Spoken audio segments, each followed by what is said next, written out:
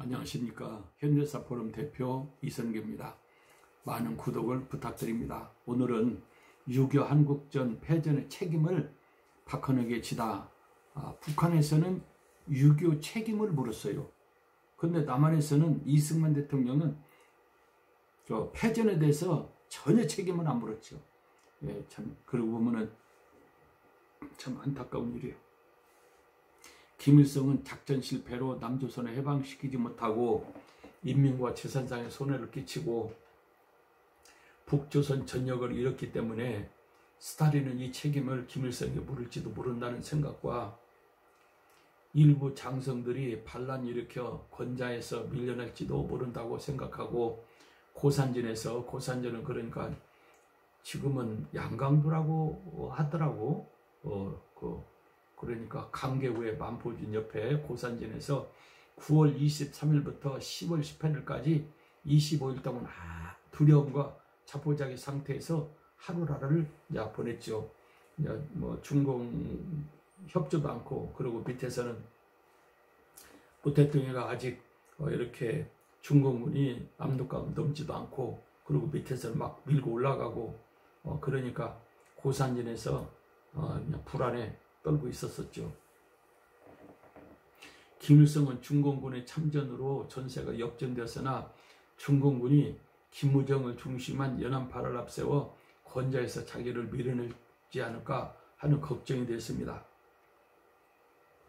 김일성은 빠른 시일에 패전의 책임을 누구에게 뒤집어 씌워 관심을 그쪽으로 돌리게 하고 자기는 벗어나야 했고 문제의 인물들을 순식간에 해치우지 않으면 자기가 위험하다는 것을 파악을 했습니다.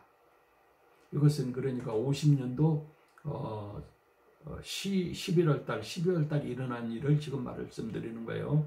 그러니까 초전에 북진할 때, 국군이 북진할 때, 미군이 북진할 때 일어난 일을 지금 말씀드리는 것입니다. 50년도 11월 7일 만포에서 10월 혁명 기념일로 모였을 때 김일성은 박헌영에게 패전의 책임을 스탈린에게 어떻게 보고할 것인지 물었어요. 그러니까 김일성은 50년 4월에 함께 스탈린을 만났을 때 인민군이 서울만 점령하면 남노당 20만 명이 봉기하여 남조선을 해방한다는 것은 식은죽 먹기라고 박헌영이가 장담을 했지 않습니까? 이렇게 김일성이가 이제 거기 있는 자리에서 설명을 하고, 그리고 박헌영이가 패전에 대해서 책임을 져야 된다, 이렇게 설명을 한 거예요.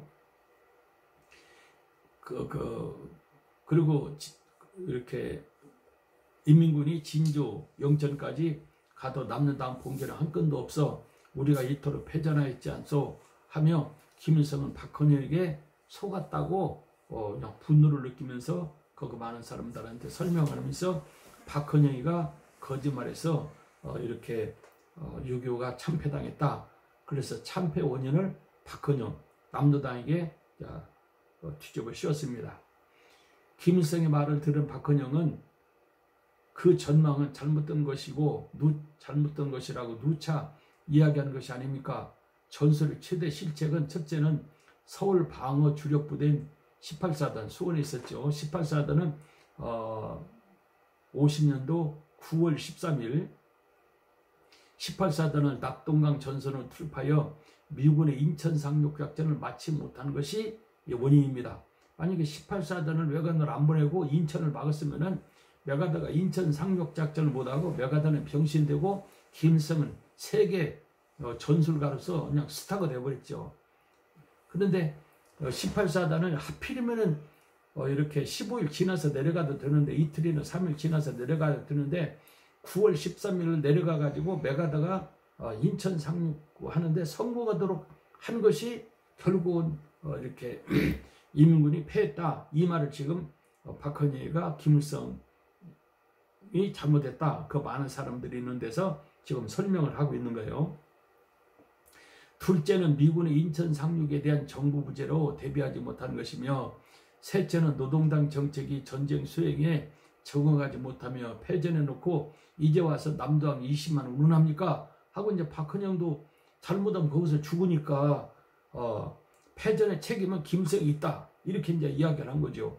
그러니까 김일성은 벌떡 일어나 벼락까지 고함을 지르고 박헌을 죽이려 했으나 전쟁주를 할 수가 없었습니다. 여기서 이제 김일성이가 그 앞에 있는 임급병이 있는데 임급병을 막 던져버리는데 박헌영 안 맞고 벽에 맞아갖고 잉크가 뿌려져갖고 거기 있는 사람들이 잉크 벼락 맞았다고 그렇게 유성철이가 증언을 하더라고요. 김일성은 패전의 책임이 남로당원이 봉기하지 않아서였다고 주장했고 박헌영은 18사단을 낙동강으로 보내서 패전하였다고 주장하고 있으나 이 두 주장은 모두 맞는 말입니다. 북한 외무성 부장 박길용이가 이제 이건 증언한 내용입니다. 50년도 10월 1일 국군과 미군이 북진하여 19일 평양이 점령되면서 김일성이 평양을 버리고 후퇴하자 소련 군정사령부 정부 책임자 베드레프 소장은 김일성에게 빨리 패전의 책임자를 처벌해야지 않으면 굉장히 위험입니다 하면서 레베데프 장군은 김일성 편에 있었죠. 이때 아차 김일성이가 그러면 이렇게 패전의 책임을 누구한테 뒤집어씌야지 그러지 않으면 자기가 위험했구나 그걸 이제 알게 된 거죠. 김무정은 1군단 사령부는 김훈이고 2군단 사령부는 이민군 2군단 사령관은 김무정이죠. 김무정은 중공군 8路군 포병 참군자이며 그 말은 장정을 때 10만이 출발을 했어요. 그래서 연안에 도착할 때는 2만밖에 안 됐어요. 그 2만 중에서 포병 사령관 했는데 그게 누구냐면 김무정이에요. 그리고 그 김무정은 이렇게 김은팔 문재인 대통령이 좋다고 훌륭하다고 하는 사람 김원봉 있잖아요. 김원중이가 조선 우영대 400명을 길렀는데 김무정이가 살살 이렇게 설득해갖고 이렇게 김우정 부대로 300명을 싹 빼간 사람이에요. 그리고 100명 가지고 이제 오고 가도 못하니까 결국은 김고고 같이 광복군을 창설한 사람이 이제 김원봉이고 그 400명에서 300명을 빼간 사람이 누구냐면 이 김무정이에요. 김무정은 쉽게 말하자면 연안파, 모태동 직수부하. 그래서 모태동이가 북한을 소련 세력을 배제하고 김무정을 수상으로 임명할지 모른다. 그래서 김일성이가 지금 벌벌 떨고 있는 거죠. 김무정은 중공군 8路군 포병 참군자이며 모태동과 같이 대장정에 참여한 자로 모태동과 아주 친한 사입니다. 김일성은 소련이 북한에 주둔하고 있기 때문에 권력을 유지하지만은 중공군이 한국전에 개입한 이상 중공군은 김일성을 권좌에서 몰아내고 김무정을 권좌에서 올릴 가능성이 있어 김무정을 먼저 제거하지 않으면은 자기가 위험하게 되었다. 이걸 이제 김일성이 알게 된 거죠. 그런데 김무정만 제거하면은 김무정을 왜 제거하느냐 하고는 이제 항의할지 모르기 때문에 문제가 되기 때문에 패전 책임을 묻는 형식으로 몇 사람을 같이 그냥 숙청을 했어요. 그 위장을 하기 위해서 전원회의를 소집한 거죠. 50년도 12월 21일에서 23일까지 평북 강계, 그러니까 만포지 밑에 이제 강계죠. 그러니까 희천우의 강계예요. 그 요즘에는 그거를 양강도라고 이렇게 하더라고요. 강계에서 개최된 3차 전원회에서 김일성은 패전의 책임을 물어 문원국장 김일과 임춘추를 당에서 제명하고 1사단장 최광은 직위 해제시키고 당으로부터 이제 축출했어요. 김한중도 사단장직에서 해임시키고 박헌영의 직계인 허성택도 후방에서 폭동을 일으키지 않았다고 직위 해제시켰습니다. 박광희, 김열들도 질타당하고 해임되었습니다. 그 후 김일성 직계인 김일, 최광, 임춘추, 김열 등은 다 복권됐어요.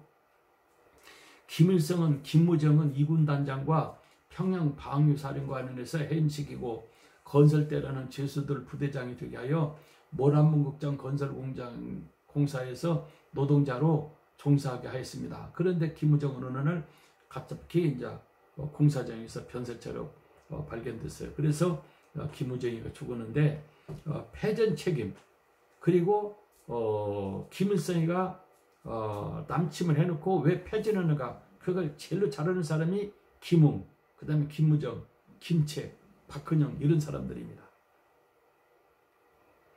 김일성은 김무정에게 패전의 책임을 물어 축출하였으나 패전의 피해가 너무나 컸습니다. 철원평에도 다 뺏겨버렸잖아요. 그리고 뭐 속초, 간성 다 뺏겨버리고, 그리고 뭐 포천 외에 연천, 그 다음에 운천 다 뺏겨버리고, 뭐 금업, 하천 다 뺏겨버려 땅도. 그리고 너무 사람들이 많이 죽고, 그리고 평양은 이렇게 비행 조종사들이 어느 건물을 목표로 해서 전후방 좌우 공격해서 그 건물 하나만 남겨놓고 그냥 다 그냥 초토화시켜버린 거예요. 그러니까 평양 시내가 그냥 허벌판이 된 겁니다.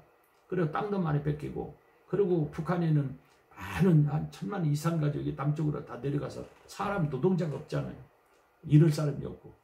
그렇게 전쟁해놓고 그렇게 피해가 많으니까 이걸 수습하기가 보통 어려운 일이 아니죠. 그러니까 김무정 하나만 죽여갖고는, 그리고 자기 측근들 몇 사람 죽여갖고는 이걸 해결할 수가 없는 거예요. 그러니까는 누구한테 책임을 덮어 씌워야 하는데, 그거 덮어 씌우기가 가장 좋은 사람이 박헌영이에요.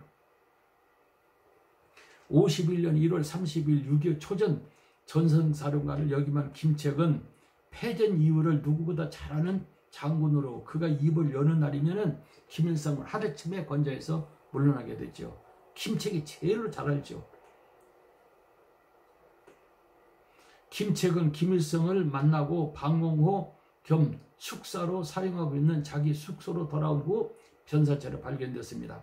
김일성은 김책에 대해 김책공대와 김책거리를 만들어서 위장을 한 거죠. 내가 절대 죽이지 않았다. 이렇게 잠자는 거기서 가스가 생겨서 가스로 인해서 죽었다. 이렇게 지금 설명을 하는 거예요. 그래서 나는 김책을 사랑하고 참 존경하고 6.25 때 쌈을 차는 사람이다 하고, 그것을 위장하기 위해서 김책공대도 세우고 김책거리를 만들어준 거예요. 김일성은 죽었다는 것을 이렇게 위장을 했습니다. 김무정과 김책을 죽여도 김일성은 패전의 원망을 가라앉힐 수가 없었습니다. 노동당 60만 중 45만 명이 국군이 북진하자 당원증을 버리고 전향할 정도로 공산당을 싫어했습니다. 누가 좋아하겠어요? 남쪽의 좌파들이나 북한을 좋아하지. 세상에 김일성, 김정일, 김정은, 그리고 세상에 북한은 사람 사는 사이가 아니에요. 오직 김일성을 위해서 금수강산, 금수궁전 그거 봐보세요. 9억 달러를 들여서 만들었다는데, 세상에 그 동상을 만들어 놓고 전국에 130개 동상을 만들어 놓고 거기 가서 절호하게 만들고, 오직 김일성만 위해서, 김일성 왕조, 김정은만 위해서 살도록 만드는 지역이 북한이잖아요. 전 세계에서 있을 수가 없는 그런 지역이죠. 그런데 남쪽의 좌파들은 세상에 북한을 그렇게 좋아하고, 그러고 그냥 북한을 돕지 못해서 안 들어라고, 그러면은 참 정상적인 사람인가 이래져요. 노인과 어린이들 빼고 100만 정도가 남쪽으로 피난하여 마을에는 젊은 사람이 없고, 북한은 참 지역이 초토화되어 농사를 지을 사람이 없어 먹을 것이 없자 전쟁을 시작하는 것을 원망하며 장군들도 미군 개입에 대해 전혀 준비하지 않아 처참하게 패배하는 것에 노골적으로 원망하는 것입니다. 그리고 가다시고 그런 작전이 어디 있는가, 여기에 대해서 그냥 사단장들, 연대장들, 대대장들까지 그냥 항의를 하는 거예요. 여차하면 그냥 들고 일어나려고 그러죠. 북한의 권력 분포는 소련계 허가이, 연안계 박일우, 남로당계 박헌영, 빨치산계 김일성입니다. 현재 전쟁 중에서 소련의 무기 지원과 중국군의 인력 지원 없이는 전쟁을 수행할 수 없으며, 남한에 있는 패잔병과 유격들을 총추위하려면 박헌영을 절대로 필요했습니다. 김일성은 패전의 원망을 깨끗이 씻기 위해서 박헌영과 남로당에게 덮어 씌우는 것이 가장 효과적이라고 판단하였으나, 지금은 남로당에 대해서 손댈 수가 없는 형편이었습니다. 오늘은 여기까지 하고 마치겠습니다. 대단히 감사합니다.